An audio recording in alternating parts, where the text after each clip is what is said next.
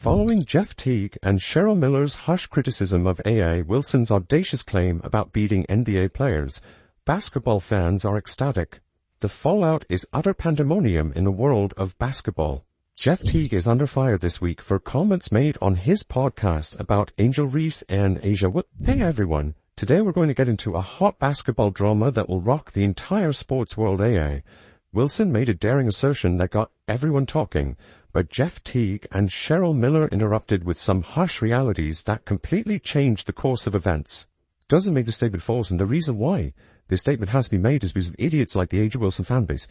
This statement should not have to be made. This is not beneficial in any way for basketball. The problem is this statement has to be made, and people are actually arguing that Ajawilson will be an NBA player.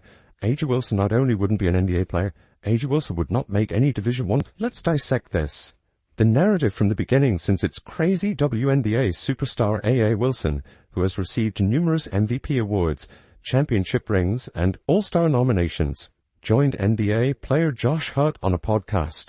If you are unaware, has been dominating the WNBA like no other, but it wasn't her impressive resume that had everyone talking. Rather, it was her audacious remarks that sent shockwaves through the basketball world, leaving players and fans alike in shock. Wilson confidently declared throughout the interview that she would defeat Hart one-on-one, and not by a slim margin. For those who are not familiar with basketball, it's not exactly a nail-biter. Rather, it's an ID and a confident margin that she's imagining. Since the background is crucial, let's take a moment to discuss Josh Hart. Hart is a proven talent at the top level of men's basketball who has played a significant role on several successful NBA teams and was even a member of Team USA's World Championship squad.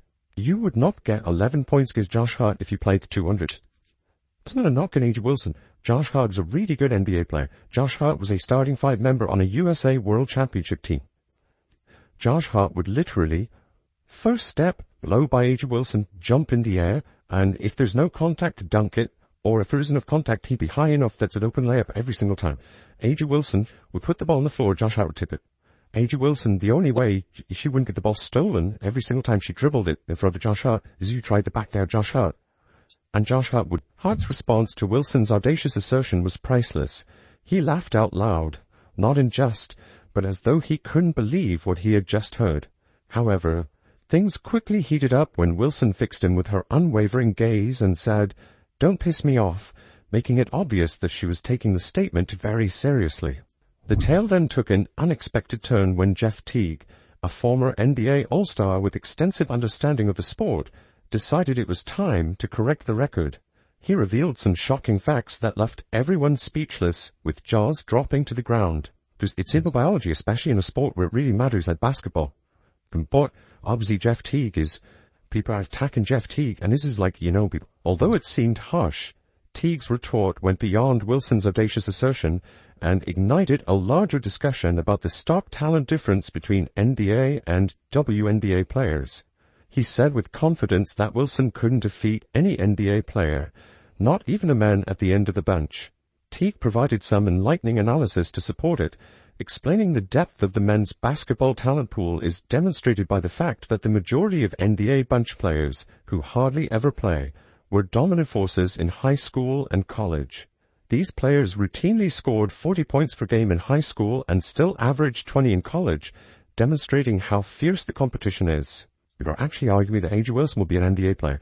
Ajawilson not only wouldn't be an NBA player, Ajawilson would not make any Division I college team. She is a 6'4" center. And she is a 6'4" center with no athleticism. If she played men's basketball, she is a 6'4" center with zero athleticism, who I'm not sure can dunk, and is a pretty poor. It's a bold and outrageous remark, but could Wilson actually compete in the NBA, or is this just a case of confidence carried too far? To Wilson, every basket that she would score against Josh Hart would be lucky. And that's not a knock on Wilson, but that's just the reality. Wilson may have unwavering confidence, but Jeff Teague is prepared to bring it tumbling down. If you consider the difference between WNBA and NBA players, Teague's statistics will force you to reconsider what it truly takes to compete at the highest level. He didn't hold back in this conversation, declaring flatly, "It may sound harsh, but Teague has the evidence to support his claims. Let's take a moment to discuss NBA players. Teague made a good point. Most of these players were already stars before they ever set foot on an NBA court. He pointed out that bench players, not just starters, were scoring 40 points per game in high school and averaging 20 in college. Have a look. There is a men's basketball competition. Take a minute to consider that these athletes were destined to be dominant long before they entered the professional ranks. But here's the intriguing bit. Teague claims that it's not about gender but rather skill levels. He even went so far as to say that the best college players are superior to Wilson, which isn't a slight on her abilities, but rather a reflection of how difficult the men's basketball competition is. Jeff Teague is the same height as ajawilson. If they played to 11, if Jeff Teague really wanted to beat her 11-0, he could beat her 11-0. Jeff Teague, did you notice that even Teague thinks he could defeat Wilson in a one-on-one match? It's an odd conversation, because unlike other sports, women seldom compare their athleticism to males. This argument tends to only come up in basketball, which is unusual and doesn't exactly line together. And that's the only reason this is a conversation. Nobody will be talking about this. It would be like if Serena Williams came out and said she'd beat Roger Federer. Like, Serena Williams, I'm pretty sure Serena and Venus played against the 200 ranked player in the world, and he beat them both 6-love. And he was like, or he beat them both 6-1 and was like, it could have been 6-love if I was trying. Like, back to back. That's just, and that's not, anything as Williams is they're incredible.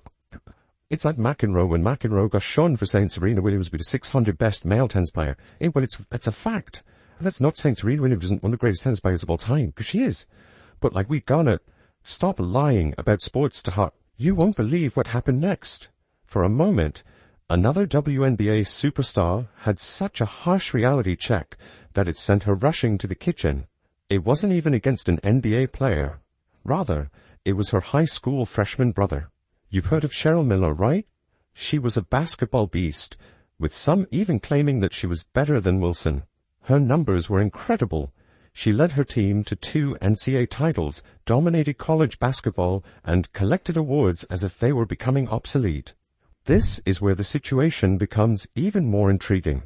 Miller, the same Reggie Miller who destroyed the New York Knicks and rose to become one of the best shooters in NBA history, was Cheryl's brother who made it to the NBA.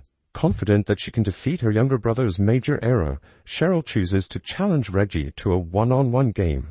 Cheryl enters the court prepared to show Reggie who is in charge, but something unexpected happens. She looks up to see that Reggie has grown larger and is now towering above her at 6'7" in the morning. Keep in mind that this happened while Reggie was just a freshman in high school. Can you picture the shock? Standing there, Cheryl is presumably wondering, when did this happen? Wasn't he just a little kid? But she refuses to back down. Cheryl hits a shot, thinking she had it, but Reggie blocks it so forcefully that Cheryl doesn't even attempt to get TR to continue, instead heading straight to the kitchen game over. She is still convinced she can handle him, but spoiler alert, she couldn't.